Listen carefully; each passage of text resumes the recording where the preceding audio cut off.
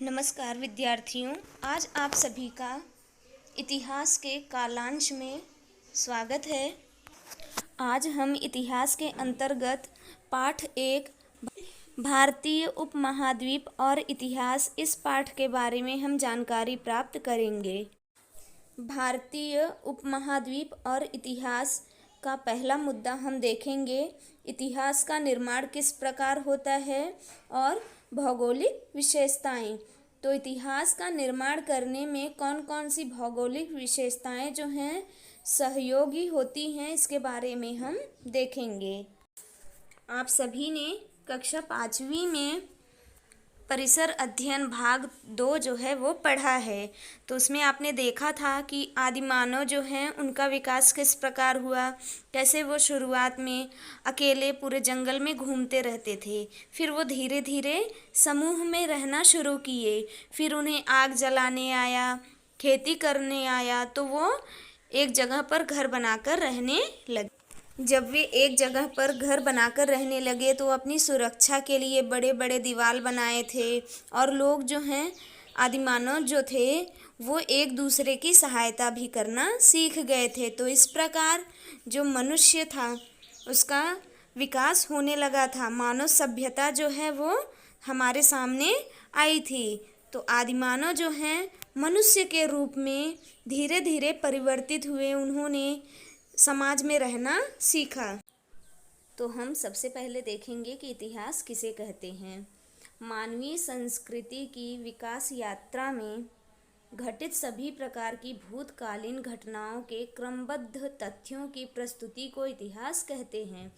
यानी कि मनुष्य का जो विकास हुआ है उस विकास के दौरान कौन कौन सी घटनाएं बीते हुए समय में हुई हैं, उसको जब क्रमबद्ध कर लिया जाता है तो उसी को इतिहास कहते हैं। जैसे कि आप कक्षा 5वीं में आपने आदिमानव के बारे में पढ़ा था, फिर आदिमानव जो हैं किस प्रकार मनुष्य के रूप में विकसित हुए।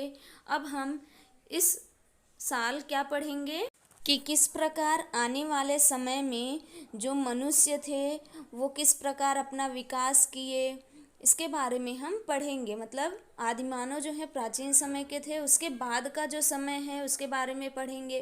फिर जब आप 7वीं में जाएंगे तो इस समय आप प्राचीन काल के बारे में पढ़ेंगे, फिर मध्यकाल के बारे में पढ़ेंगे, मध्यकाल में कौन कौन से लोग थे, कैसे थे। फिर हम आधुनिक काल के बारे में आप 8वीं में पढ़ेंगे। तो इस प्रकार जब सभी घटनाओं को एक क्रम में रख दिया जाता है, जैसे 1 2 3 इस प्रकार से जब नंबर के रूप में रख दिया जाता है तो उसी को हम इतिहास कहते हैं। अब हम देखेंगे कि जो इतिहास है और भूगोल एक दूसरे से किस प्रकार संबंधित है।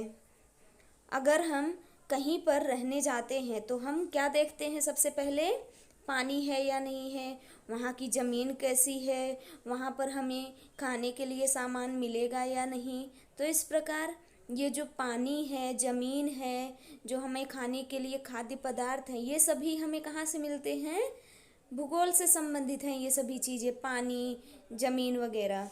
तो मनुष्य कहीं पर भी रहना शुरू करता है तो इन सुविधाओं का सबसे पहले ध्यान रखता है। तो मनुष्य जो प्राचीन समय में थे वो भी यही ध्यान करके एक जगह पर रहने लगे। तो जब मनुष्य सुविधाओं का ध्यान करके जहाँ पर भी रहता है, जैसे हम जहाँ पर भी रह रहे हैं, जिस स्थान पर आप रह रहे हैं वो भी आने वाले समय में इतिहास ही होगा। इस प्रकार भूगोल और इतिहास के बीच अटूट संबंध है, दोनों एक दूसरे से जुड़े हुए हैं। अब हम आगे देखेंगे कि किस प्रकार मैदानी प्रदेश में रहने वाले लोग और पर्वतीय क्षेत्र में रहने वाले लोगों के जीवन में किस प्रकार अंतर होता है। पर्वतीय क्षेत्र में जो रहने वाले लोग होते हैं, जो काम करते हैं, उनका जीवन जो है बहुत ही परिश्रम से भरा होता है। जैसे अगर उन्हें कोई भी सामान लेके जाना है तो ऊपर चढ़ना रहता है। पर्वतीय क्षेत्र की जो ज़मीन होती है वो उपजाऊ कम मात्रा में उपलब्ध होती है, उपजाऊ होती हैं लेकिन बहुत ही कम होती है, क्योंकि वहाँ पर पर्वत अधिक दिखाई देते हैं। वहीं अगर हम मैदानी क्षेत्र में देखते हैं तो जो उपजाऊ ज़मीन है वो अधिक मात्रा में पाई जाती है। तो जो पर्वतीय क्षेत्र में रहने वाले लोग हैं उनको खाने के लिए जो साग सब्जियां हैं या खाने के लिए कोई भी सामान है उनको कम मात्रा में उपलब्ध होगी। लेकिन अगर मैदानी क्षेत्र है तो क्योंकि वहाँ पर उपज ज़्यादा हो रही है, तो जो उपज ज़्यादा है तो उनको साग सब्जियां खाने की जो चीज़ें हैं वो पर्याप्त मात्रा में मिलती हैं। पर्वतीय क्षेत्र में जो रहने वाले लोग होते हैं वो शिकार करने के लिए जाते हैं, जंगल में जो लकड़ियाँ होती हैं वो इकट्ठा करते हैं और जंगल में उन्हें जो भी फल वगैरह मिलता है उसी पर वो निर्भर रहते हैं। तो इस प्रकार जो पर्वतीय क्षेत्र में रहने वाले लोग हैं और मैदानी क्षेत्र में रहने वाले लोग हैं, इनके जीवन में अंतर पाया जाता है। हम जिस भी प्रदेश में रहते हैं वहाँ का व्यवसाय, उस प्रदेश की जलवायु कैसी है, वर्षा जो है पर्याप्त मात्रा में होती है या नहीं, खेती की उपज कैसी है, वनस्पतियाँ और प्राणी किस प्रकार के पाए जाते हैं, ये सभी जो हैं हमारे जीवन जो है आगे चलाने के साधन होती हैं, यानी कि हमारे जीने का साधन होती हैं।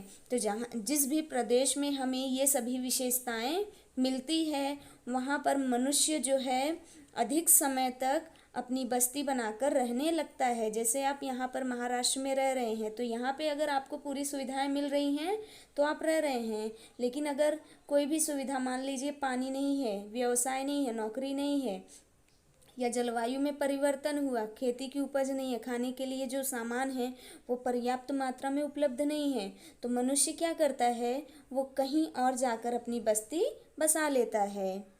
जब मनुष्य को खाने के लिए सामान नहीं मिलता है, किसी भी प्रकार की बीमारी फैलती है, जैसे इस समय में कोरोना फैला हुआ है, तो जब मनुष्य को पर्याप्त साधन उपलब्ध नहीं होते हैं तो वो कहीं और जाकर बस जाते हैं। जब अकाल या फिर किसी भी प्रकार का आक्रमण होता है तो मनुष्य जो है वो गांव या शहर जो है वो छोड़कर चले जाते हैं। तो इस प्रकार गांव बस्तियां जो हैं वो नगर वगैरह जो हैं वो उजड़ जाते हैं, क्योंकि वहाँ पर रहने वाले कोई भी नहीं रहते हैं। तो इतिहास में हमें ऐसी कई सारी घटनाएं जो हैं घटित होती दिखाई देती हैं। हम वर्तमान समय में भी ऐसी घटनाएं देख सकते हैं। जैसे कोरोना काल में बहुत सारे मजदूर जो हैं वो नगर छोड़कर गांव में चले गए। तो इस प्रकार इतिहास और भूगोल के बीच में अटूट संबंध होता है। इतिहास और भूगोल एक दूसरे से जुड़े हुए होते हैं। अब हम घरों के प्रकार के बारे में देखेंगे। जैसे आप पहला चित्र देख रहे हैं तो ये जो है भारत के दक्षिण भारत में, क्योंकि वहाँ पर गर्मी ज़्यादा होती है तो घास फूस जैसे इस प्रकार से घर बनाए जाते हैं, या फिर पहाड़ी क्षेत्र जो होते हैं वहाँ पर भी इस प्रकार के घर बनाए जाते हैं।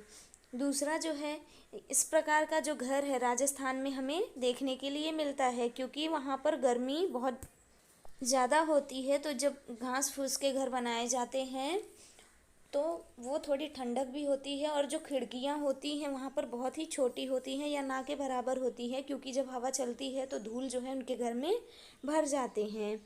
और जहाँ पर भी अधिक बारिश होती है वहाँ पर इस प्रकार के ढालू जो है, लास्ट वाला जो ढालू वाले घर हैं वहाँ पर बनाए जाते हैं।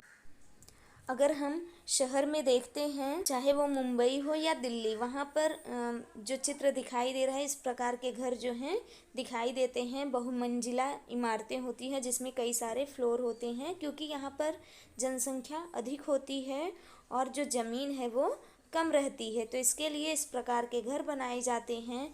या फिर बैंगलोर टाइप के भी घर हमें देखने के लिए शहरों में मिलते हैं।